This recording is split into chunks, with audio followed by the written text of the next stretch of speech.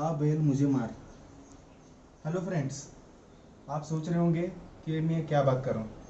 Before that, welcome to ask me anything में।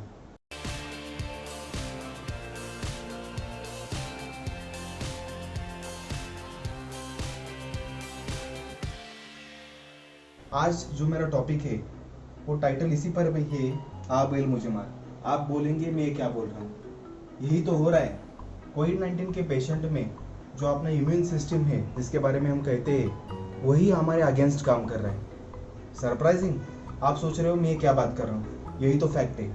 कोविड-19 के जो पेशेंट है, पिछले साल आपने देखा कि जो कोई डेथ रेट था चाइना में, वुहान में, बेसिकली इटली में और इंडिया में कई जगह पर आपने देखा होगा। तो ये जो डेथ रेट जो है या फिर डेथ का जो रीज़न है वो है अपना ओन इम्यून सिस्टम। अपने इम्यून सिस्टम जो हम कहते हैं उसमें जो बेसिक्स हमारे जो सोल्जर्स होते हैं जैसे कि WBC, वही हमारे बॉडी के अगेंस्ट काम कर रहे हैं, जिसके वजह से डेथ पेशेंट में दिखाई दे रहा है। ये बहुत शॉकिंग पार्ट है और इसको मैं इन डिटेल आपको बताने वाला हूँ ये कैसे हो रहा है। इंपॉर्टेंट बात बताऊं कि हमारा बेसिक जो इम्यून सिस्टम है वो काम कैसे करता है। हमारे इम्यून सिस्टम में दो प्रकार के सेल्स होते हैं। पहला सेल्स हम उसे कहते हैं इफेक्टर इम्यून सेल्स और दूसरे को कहते हैं suppressive immune cells. Effector immune cells क्या करते हैं, जब भी हमारे ऊपर वायरस बैक्टीरियल अटैक जब होता है तो क्या करते हैं, वो अटैक करके वायरस और बैक्टीरिया को मार डालते हैं। तो सप्रेसर इम्यून सेल्स क्या करते हैं, बेसिकली जब इनका लेवल, इनका काउंट, इनका अटैक का जो फ्रीक्वेंसी है अगर वो बढ़ जाए तो बॉडी के लिए अच्छा नहीं होता। तो सप्रेसर इम्यून सेल्स क्या करते हैं, उनको शांत करते हैं। नाउ इसको हम इन डिटेल समझने की कोशिश करते हैं कि ये काम कैसे करते हैं। फर्स्ट ऑफ ऑल हम बात करते हैं जो सबसे इंपॉर्टेंट टाइप के सेल्स है, जैसे हम कहते हैं इफेक्टर इम्यून सेल्स। तो इफेक्टर इम्यून सेल्स जो हमारे डिफेंस सेल्स के सबसे इंपॉर्टेंट पार्ट है, WBC जैसे हम कहते हैं, उसके बारे में हम जानते हैं। फॉर एग्जाम्पल, डिफेंस सिस्टम में जैसे आर्मी, नेवी, एयरफोर्स और बाकी के जो सिस्टम होते हैं, जिसके फॉर एग्जांपल पुलिस होते हैं, हवलदार होते हैं, CBI होते हैं, इसी तरह हमारे बॉडी सिस्टम में WBC के भी बहुत सारे टाइप्स होते हैं, जैसे कि एसिडोफिल्स होते हैं, बेसोफिल्स होते हैं, न्यूट्रोफिल्स होते हैं। तो ये सभी सेल्स क्या करते हैं, जब भी फॉरेन मटेरियल जैसे कि वायरस या बैक्टीरिया हमारे ऊपर अटैक करते हैं तो अटैक करने के बाद ये सब एक साथ आके उसको मारने की कोशिश करते हैं। फॉर एग्जाम्पल, जैसे कि सपोज अगर एक रीजन है जहाँ पर कर्फ्यू हो और अगर ज़रूरत पड़े तो दिल्ली फिर साउथ से पुलिस वगैरह आके क्या करते हैं, असिस्ट करते, हेल्प करते। उसी तरह जब बॉडी में फॉर एग्जांपल अगर किडनी के ऊपर अगर कोई इन्फेक्शन हो तो ये जो WBC है ये क्या करते हैं, अटैक करते हैं और साइमल्टेनियसली केमिकल रिलीज करते हैं जिसे हम कहते हैं साइटोकाइनिन। बहुत इंपॉर्टेंट बात कर रहा हूँ, इसे कहते हैं साइटोकाइनिन। तो साइटोकाइनिन जब रिलीज होता है तो ये साइटोकाइनिन क्या करता है, जो दुश्मन होते हैं जैसे फॉर एग्जांपल वायरस हो उसे मारने की कोशिश करते हैं।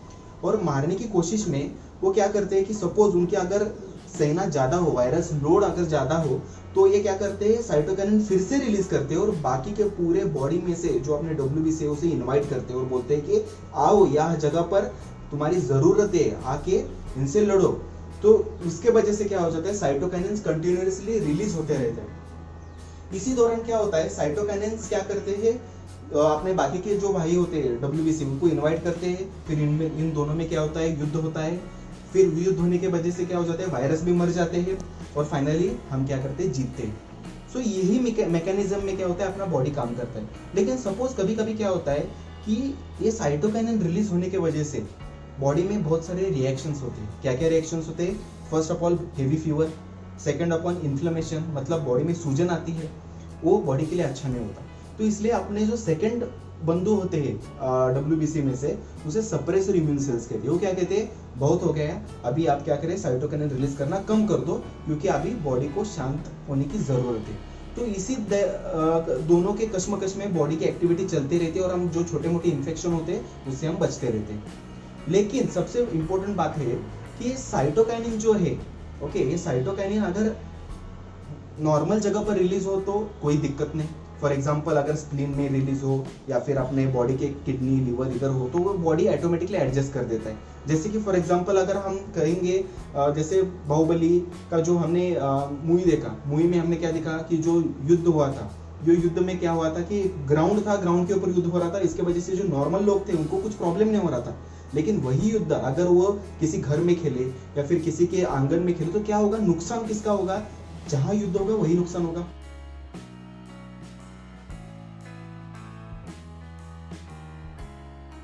तो इसी तरह कोविड-19 में क्या देखा गया है कि ये जो वायरसेस होते हैं, वो वायरसेस क्या करते हैं, अपने जो लंग रीजन होते हैं, लंग रीजन में जाके छुपते हैं, वहां जाके इन्फेक्शन करते हैं। इन्फेक्शन होने के बाद जब अपने जो WBCs होते हैं वो क्या करते हैं, लंग में जाते हैं, वहां जाके क्या होते हैं, वो साइटोकाइनिन रिलीज करते हैं। साइटोकाइनिन रिलीज होने के बाद क्या होते हैं, बाकी के जो अपने WBCs होते हैं वो वहां आके आते हैं। आने के बाद एक कंटिन्यूस युद्ध चलता रहता है और इसमें सबसे बड़ी दिक्कत क्या होती है, फीवर होता है, इन्फ्लेमेशन होता है, सूजन आती है और ये इतना फास्ट प्रोसेस होता है। अपने सप्रेसर सेल्स क्या करते हैं, कुछ एक्टिविटी नहीं करते। क्यों नहीं करते, क्योंकि तभी वायरल लोड इतना होता है, सप्रेसर सेल भी कंफ्यूज हो जाता है कि इसे रोके या ना रोके। और इसी कसमकश में क्या हो जाता है, इतना लोड हो जाता है साइटोकाइनिन का कि उस रीजन, जैसे कि हम कह रहे हैं लंग रीजन, फेफड़ों में इतना सूजन, इतना इन्फ्लेमेशन होता है, फाइनली निमोनिया हो जाता है। और ये निमोनिया जब हो जाता है तो simultaneously due to heavy load of, जो लोड किसका है, साइटोकाइनिन का, उस लोड के वजह से क्या हो जाता है, सूजन के साथ निमोनिया भी हो जाता है और ब्लड क्लॉट्स होते हैं। और ये ब्लड क्लॉट्स के वजह से क्या होता है, मल्टीपल ऑर्गन फेलियर्स होते हैं। अब आप सोच रहे हो ये मैं क्या बात कर रहा हूँ, इसका एक छोटा डेमो दूंगा जिसके वजह से आपको पता चलेगा कि ये साइटोकाइनिन क्यों हमारे अगेंस्ट काम कर रहा है और ये जो कोविड-19 के जो जर्म्स है, जिसे हम कोरोना वायरस कहते हैं, ये कितना शातिर है। तो चलिए देखते हैं डेमो।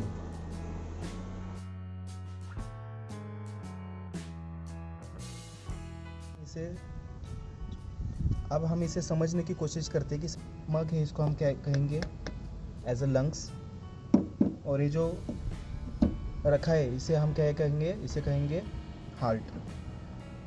ना बेसिकली क्या होता है, जो ब्लड वेसल्स होते हैं, इस बांसुरी को हम ब्लड वेसल्स कहेंगे। जो ब्लड वेसल्स होते हैं वो क्या करते हैं, लंग्स में से गुजर कर आगे ब्लड सप्लाई हार्ट को करते रहते हैं। तो इसमें बीच में क्या हो जाता है, सपोज अगर लंग में इन्फेक्शन हो तो इन्फेक्शन के वजह से क्या हो जाता है कि ये जो ब्लड वेसल है इसमें अपने WBCs क्या होते हैं, आते हैं और आके साइटोकाइनिन रिलीज करते हैं। साइटोकाइनिन रिलीज करने के बाद सबसे इम्पोर्टेंट बात क्या होता है कि इसकी जो थिकनेस है ब्लड वेसल्स की वो कम होती है। थिकनेस कम होने की वजह से क्या हो जाता है, पोर्स बढ़ते हैं और ऐसे जो पोर्स बनते हैं, इस पोर्स में से क्या होता है कि अपने जो WBCs है वो लंग्स में जाना शुरू हो जाते हैं।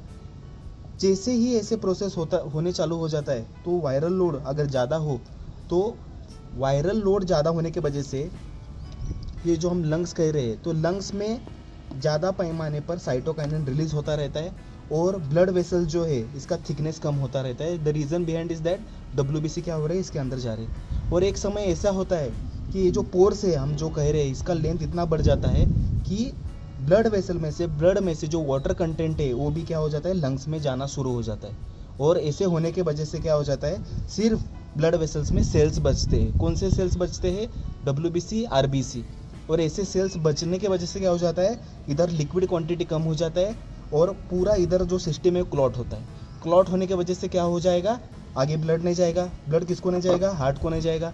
अगर ब्लड हार्ट को नहीं जाएगा तो ऑक्सीजन नहीं जाएगा, ऑक्सीजन नहीं जाएगा तो क्या हो जाएगा, कार्डियक अरेस्ट या फिर हार्ट फेलियर हो सकता है।